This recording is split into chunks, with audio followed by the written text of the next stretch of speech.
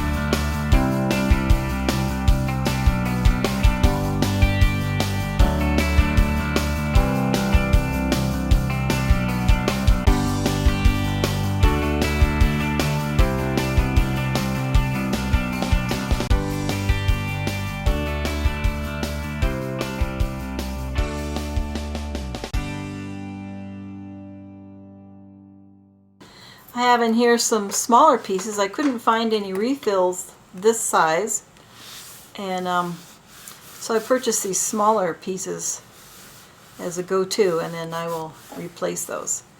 So from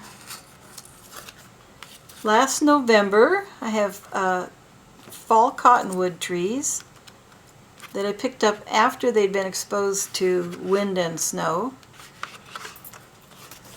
So let's see what we have. There's a nice one.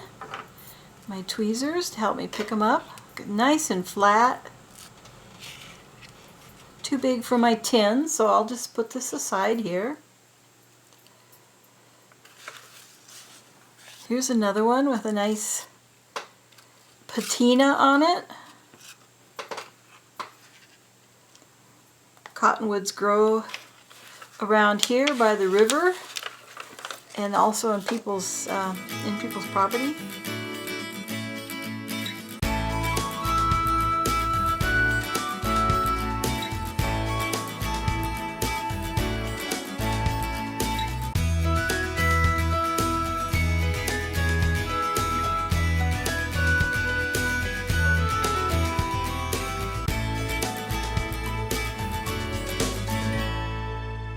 Here are some more papers I bought that aren't the exact same size, but they still work. So I need to go down a few pieces to get to take these out. They haven't been used yet. Okay, and so this is pansies from last May.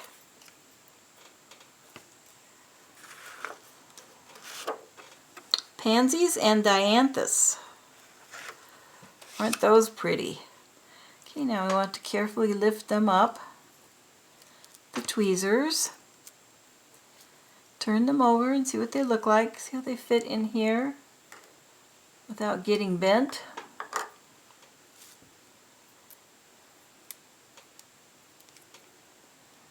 You have to be careful and gentle because sometimes when they're put in there fresh and juicy, they will stick, but the paper usually dries them out.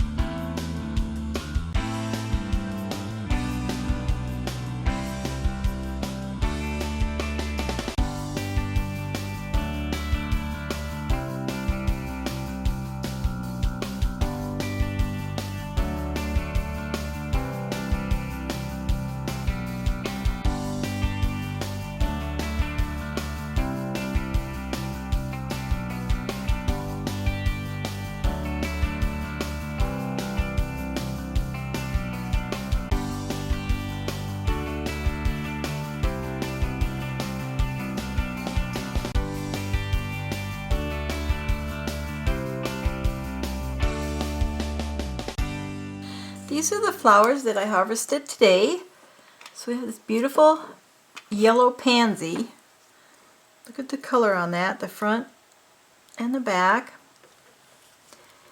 And this Osteospermum. It's like a mum. And the little Narcissus. They look almost like they're made out of paper. Of course, they're also called paper whites. And then the purple pansies with their little yellow centers. And the purple ornamental plum. So I have quite a few of those little ones. And then I also have some from last year. In here I have some hydrangea blossoms that turned out pretty nice. So here's a, whoops, they're very fragile. Here's a hydrangea blossom. There's another hydrangea blossom. Some leaves. Here's one that's still very white. Apple blossoms.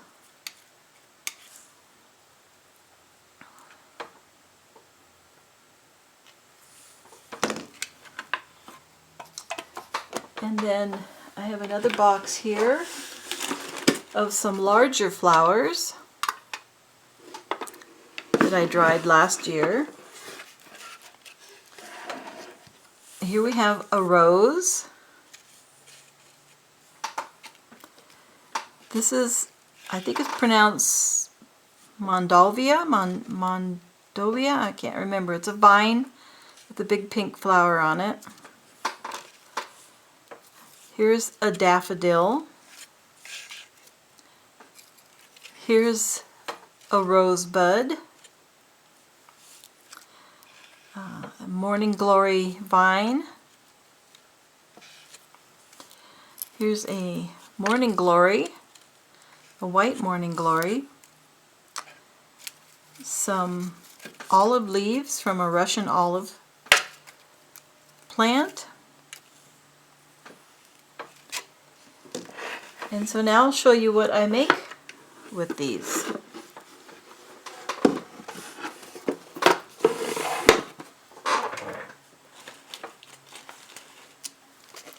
So I use slides, coin mounts, plastic slide mounts, and some of the things that I've made with the flowers.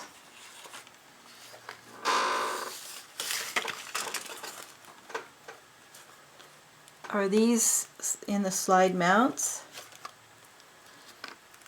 And if you come back next week, I have a video showing how I made these. And here's some I made the year before. Little tiny flowers. They're hard to see.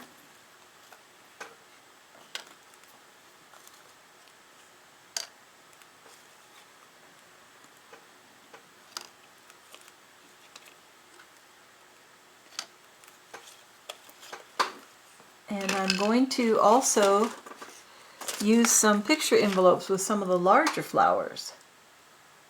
So I have a couple of these envelopes. And so if you come back next week, I'll have a little video on how I do those. I'll give you some ideas on what you can do with those. So hope you enjoyed this and have a great day crafting. Bye bye.